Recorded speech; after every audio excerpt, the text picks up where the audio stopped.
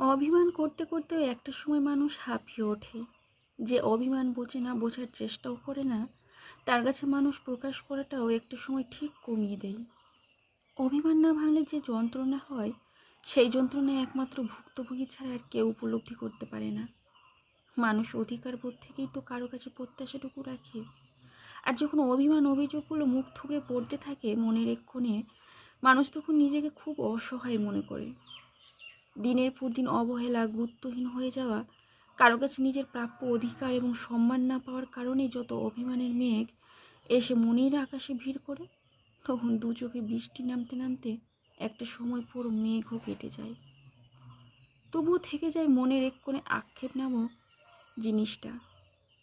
যারা অভিমান বোঝে না, অভিমান ভাঙায় না, এড়িয়ে যায়, গুরুত্ব দেয় না, তাদের কাছে মানুষ কোনো কিছুই প্রকাশ করতেও চায় না। ভালোবাসার মতো অভিমানের গভীরতাও অনেক।